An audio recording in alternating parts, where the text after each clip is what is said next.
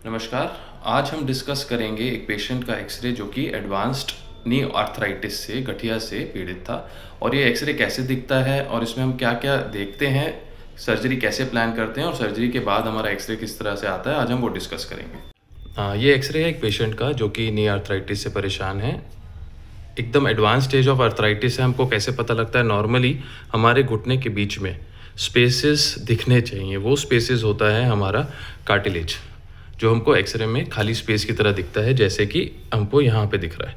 तो हमारा दोनों साइड पे घुटने की, ये अंदर का हिस्सा है, ये बाहर का हिस्सा है, दोनों हिस्सों में स्पेस होने चाहिए। आप देख रहे हैं यहाँ पर वो स्पेस बिल्कुल ख़त्म हो चुका है, हड्डियाँ आपस में टकरा रही है। तो इसका मतलब है कि यहाँ की जो ग्रीस की परत है वो पूरी तरह से घिस चुकी है। इसी को एडवांस स्टेज ऑफ आर्थराइटिस बोलते हैं। जब ऐसा होता है तो पैरों में टेढ़ापन भी आ जाता है। अगर आप देखेंगे, अगर हम यहाँ से एक लाइन ड्रॉ करें घुटने के इस ऊपर वाली हड्डी के सेंटर से, तो हम देख रहे हैं कि वो लाइन हमारे घुटने के बाहर से जा रही है। इसका मतलब कि अब पेशेंट के पैरों में टेढ़ापन आ चुका है। सिमिलरली दूसरे पैर में भी यही स्थिति है।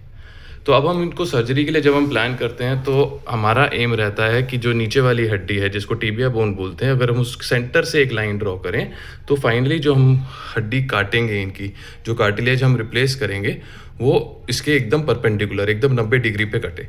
उससे क्या होगा कि घुटना हमारा धीरे धीरे सर्जरी के बाद उनका घुटना जो टेढ़ापन है अभी, वो एकदम सीधा हो जाएगा।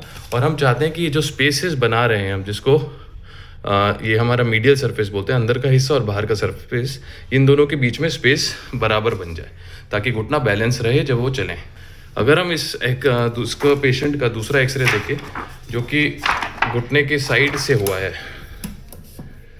ये पेशेंट का घुटना बहुत ही कम मुड़ता है, 30-40 डिग्री तक मुड़ता है। आप ये देख रहे हैं, ये सब जो एक्स्ट्रा हड्डियां बनी हुई हैं इनको लूज बॉडीज़ बोलते हैं। ये हमारी आर्थराइटिस की वजह से, गठिया की वजह से बॉडी का रिएक्शन होता है।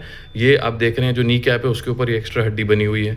ये पीछे पीछे छोटी छोटी जो हड्डियाँ बनी हुई है, ये सब लूज बॉडीज़ हैं, ऑस्टियोफाइट्स हैं।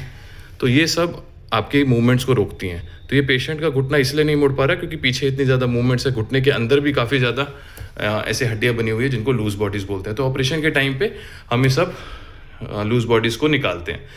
इंट्रा ऑपरेटिव अगर हम देखें तो उसी पेशेंट का जब हमने घुटना खोला, ये वाइट बॉल जो आपको दिख रही है, यही वो लूज बॉडीज़ हैं जो हमको एक्सरे में दिखती हैं। काफ़ी बड़े बड़े साइज़ की लूज बॉडीज़ थी जो हमने निकाली हैं। सारी हड्डियों के सर्फेसिस पे, नी कैप के सर्फेसिस पे, फीमर बोन के सर्फेसिस पे आपको दिख रहे हैं कि काफ़ी ज़्यादा एक्स्ट्रा हड्डी बनी हुई है, जो ऑस्टियोफाइट्स जिनको बोलते हैं, वो आपको चुभती हैं मसल्स में, आपकी मूवमेंट्स को रोकती हैं। तो ये ऐसा ही हमारा घुटना दिखता है जब वो काफ़ी ज़्यादा आर्थराइटिस से पीड़ित रहता है पेशेंट। तो ये सब हम साफ़ करते हैं घुटने को और ये लूज बॉडीज़ हम सब निकाल देते हैं। अगर हम सर्जरी के बाद का इसका एक्सरे देखेंगे तो ये उसका एक्सरे है। आप देख सकते हैं जो हमने इसमें इम्प्लांट लगाया है, जो हमारा टिबिया नीचे वाली हड्डी में जो इम्प्लांट लगा है, अब वो इसके एकदम 90 डिग्री पे लगा है इस हड्डी के, जिसके कारण अब वो पैर सीधा हो चुका है। अगर हम लाइन ड्रॉ करें तो हमारा एकदम सेंटर से जाएगा। दूसरे घुटने में भी इसी तरीके से वो एकदम परपेंडिकुलर कटा है। और जब हम इसको रोबोटिक टेक्नोलॉजी से करते हैं तो जो हमारा ह्यूमन एरर होता है वो भी काफ़ी कम हो जाता है। हम एकदम परफेक्ट डिग्री में इम्प्लांट्स को प्लेस कर सकते हैं। अगर आप इसका साइड से अब एक्सरे देखेंगे तो जो पीछे अब हमको हड्डियाँ दिख रही थी वो सब हमने सर्जरी के दौरान इसको निकाल दी हैं ताकि इनकी मूवमेंट्स पूरी आ जाएं। जो आपकी नी कैप के ऊपर हड्डी दिख रही थी वो हमने निकाल दी है। अब हमारा गैप हमको अच्छे से दिखने लग गया है। यहाँ पे भी आप देखेंगे दोनों घुटने के बीच में बराबर स्पेस आ गई है। तो इस तरीके से नी रिप्लेसमेंट सर्जरी की जाती है, जिससे पेशेंट को एक तो पेन रिलीफ मिलता है, पैरों में टेढ़ापन भी सीधा हो जाता है और उनकी मूवमेंट्स भी नॉर्मल से काफ़ी बेहतर हो जाती है।